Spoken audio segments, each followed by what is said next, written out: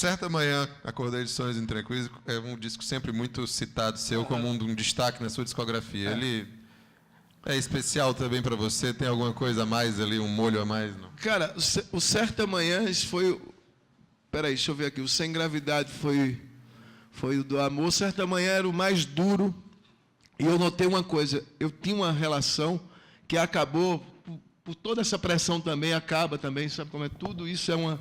Eu digo, é melhor eu seguir minha carreira. Não vou tentar... Mas o Certa Manhã, ele trazia uma dor que era minha. Mas era uma dor... Lógico, tinha músicas confessionais de coisa, lógico, mas era uma situação de Brasil. Mas, por as pessoas, foi para tua mulher, foi que você perdeu. Lógico isso, a Alessandra ficou puta, ela fez, a atriz não faz isso, você ganha dinheiro com a dor, né? Com a minha dor, acabou, fiz lá. Mas o que eu sinto desse disco é que o Brasil, as pessoas se identificavam muito mais com minhas coisas. Era muito fácil dizer, é por isso. E era um pouco. Mas para ter esse pensamento de colocar, ele falou de dor, era que as pessoas sentem isso também, as pessoas estavam vivendo isso também. Tunga, que fez a capa, Tunga, artista plástico, ele fez a capa, ele estava separando da mulher dele, ele disse, Roto, igual a mim, deixa eu fazer. Sabe como é? Então, eu acho que era uma carência, não só minha, assim, e eu costumo fazer, eu acho, do amor, do sentimento, a gente pode colocar para tudo que é lugar, entendeu? Você pode dizer que está brigando com a tua mulher, mas tu não está brigando com tua mulher, não, cara. Tu está chato é porque tu está com alguma coisa errada também, sabe? Você transporta sempre o amor, as coisas. Então, mas é um disco lindo por isso, porque teve essa abertura minha desses sentimentos todos, de como se, sabe? Porque isso tudo é um invólucro, isso tudo é eu estou dando aqui um entulho aqui das coisas. De como é que você acorda, abre um jornal, assim, você tem ideia, a exposição era muito grande, era uma coisa, não é isso. Pode ser? Foi bom. Não, mas eu estou falando isso, que às vezes o sentimento de um passa para o outro, que é também a música, né? Quer dizer, não é possível que o Roberto Carlos levou tanta gaia assim. Não, ele não levou tanta não, mas é um sentimento, todo mundo leva. Mas não é, e ainda não é, sabe? Não é, mas e o pior, não é a gaia. O pior é que não é a gaia, cara. O pior é que não é a gaia, são as nossas fraquezas mesmo, porque gaia não existe, na verdade. É virtual. Está entendendo? Mas eu fico bem mais tranquilo de saber que não existe. Não existe. Mas eu estou falando do processo. Pode.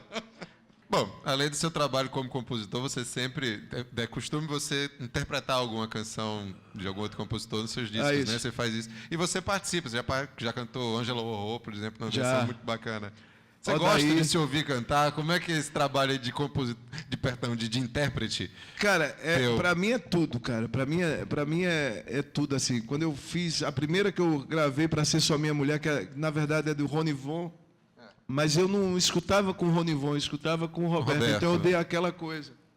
E essa coisa de gravar e intérprete, eu acho que é o feeling. Assim. Depois você fez o Naquela Mesa, né? Naquela Mesa, eu comecei a gravar, a primeira foi a de Roberto, que eu tive vontade não, tive coragem de dizer, cara, agora que eu fiz esses 2 discos meus, bem puros, assim, agora chegou a hora de eu colocar uma regravação. Porque, além da música brasileira ter um leque genial de coisa assim, são músicas da minha memória. Para Ser Só Minha Mulher, uma música, esse amor que me arrasta, eu via desde a minha mãe em casa. Então eu trago sempre, quando eu regravo coisas que eu vi na infância, na memória.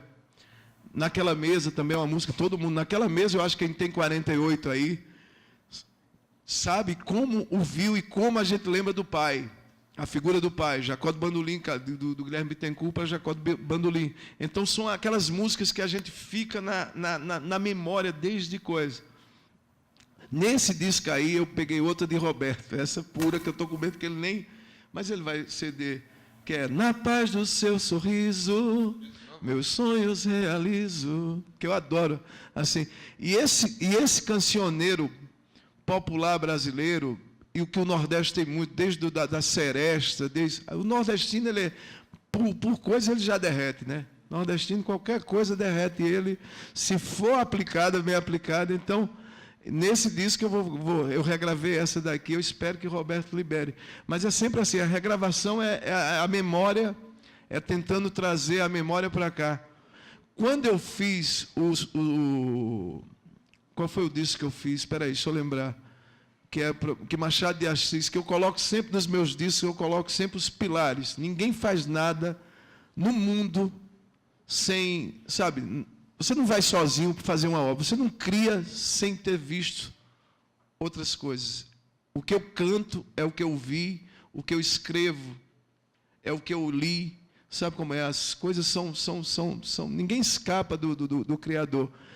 E no Sem Gravidade, eu querendo fazer a música, olha como é que funciona. E eu tinha o disco todo pronto e não tinha música tema, Sem Gravidade, que eu queria colocar. Aí eu olhei para um livro assim, eu sou daqueles que tem vários livros, eu não consigo mais ler um livro todo, eu pego um que eu li, já releio. Aí eu peguei um Machado de Assis, eu digo, Machado, me dá o título do Sem Gravidade, do disco. Aí, quando eu abri, era assim, já disse um bambambam, Machado de Assis, a gravidade é o mistério do corpo. Quando eu li isso, eu digo, a gravidade é o mistério do corpo, tão somente corpo, como um poema belo ar, tem que virar, ausência de corpo, meu coração alegre. Cantar e estalo solto, é coisa do Nordeste. Mas aí, quando a gravidade é o mistério do corpo, eu já saí. Meu vizinho, lá no Leblon, era o Ali Salomão, poeta baiano. E eu digo, quem é a porra do bambambam que Machado de Assis falou? Já disse um bambambam, olha. Aí eu digo, o Ali, me acordei, já fui para Ali, que o Ali era uma pessoa, uma sumidade. Ele dizia tudo, ele olhava aqui, já dizia, sabe? Então eu digo, Ali, quem é esse bambambam que Machado de Assis fala, que eu botei na minha música? Ele disse, tô ali, brutalista. Os poetas roubam. Então é isso, a gente sabe.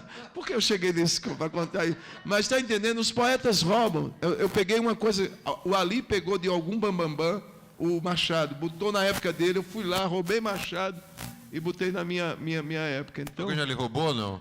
Porra, roubar o quê? Quero saber o que vai roubar, né? O problema é esse. É dizer, não tenho nada, pronto, morri. É melhor ter para dar. Bom, você já falou bastante aí, mas eu queria que você falasse um pouco mais dessa sua parceria com esse monte de cearense que tem na sua banda aí. Cara, a primeira o Catatal já toca um bocado de tempo. O Fernando Catatal é o cara mais psíquico com música que eu já vi. Assim, ele gosta, ele vive de guitarra. Catatal é um cara que bota a guitarra no quarto, dorme no chão e cobra a guitarra. Eu nunca vi isso. O cearense faz, diga se não é doido. Ele cobra a guitarra e dorme em Nova York. Catatal deitado no chão com a guitarra coberta na cama. Para você ver o valor que a guitarra tem. E assim, foi... Eu já tinha visto as grandes bandas brasileiras, desde de Fagner, teve Chico Batera, teve Manassés, teve coisa. O músico cearense, pelo que eu estou vendo de experiência, assim, ele é dinâmico, criativo, dadivoso e trabalhador. Está numa banda, então você cria um laço, mas a competência do cearense com música é uma coisa impressionante.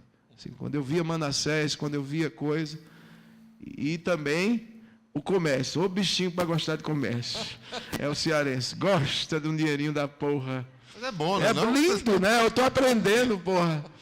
Mas eu estou falando assim, que a minha coisa, assim, além de eu admirar essas grandes bandas, esses grandes músicos que saíram daqui, compositores, cantores, eu tô tendo na minha pele o privilégio de trabalhar com cearense, Rian, Boca, Dustan, Regis, que é um dos maiores violões que eu já vi na minha vida, um dos maiores músicos.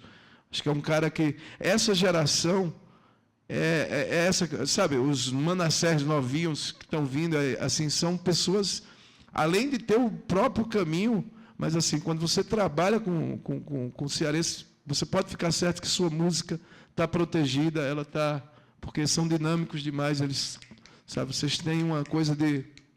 Catatal eu tenho saudade, que é minha dele, com Julieta Venegas, assim, eu posso falar da música cearense, assim, como um todo, assim, eu posso colocar o Catatal, assim, como um dos grandes parceiros e um dos maiores músicos que eu já vi tocando, da minha geração, com toda a minha humildade, assim, um cara que tem um talento extraordinário, assim.